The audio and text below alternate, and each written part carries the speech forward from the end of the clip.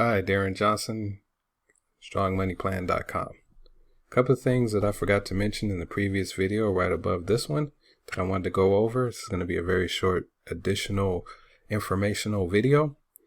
If you want to track your trades as active, one of the things that I do is I highlight the entire field up until outcome, and I go to home and I change the color right here, the field box, to yellow, and that will indicate that you are in an active trade. And when that trade closes, you simply remove the yellow by going here, putting it back to white, and then you can make this box green if you want to indicate that it was a profitable trade, or you can fill it red to indicate that you lost. Okay, most times it's going to be green, so don't worry. In my experience, that is. All right, now the second thing that I wanted to go to, and this is very important, as you're expanding your field, so let's say you go all the way down to 300 and you still want to keep going, and you're dragging this corner, that cross, and you're dragging it down to add more fields, right? And then you're going to do the same thing for this box here. Get in that corner and drag it all the way down. Very important that you do this step, okay, or it won't calculate properly. You're going to note that the last box that you dropped it off was 329. You're going to go right back up here to grand total profits. Click that box. Change this from J102 to J, what was it?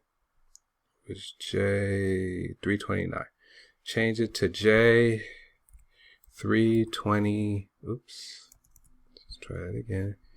J329. Then delete 102 and then click enter. And what that'll do is that will continue to add all the way down to your new fields. Okay, if you don't do this step, it's going to stop adding here.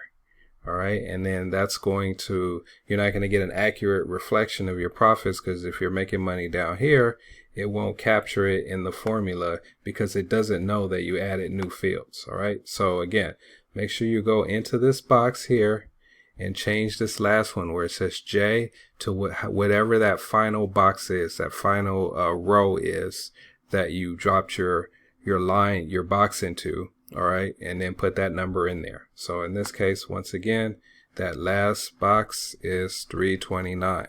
Okay, so 329 here.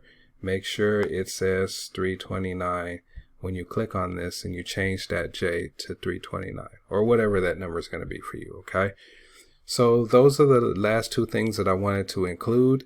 I hope you enjoy this trading log as much as I am. I hope it gives you a great thrill to see this green number here go up and up and up.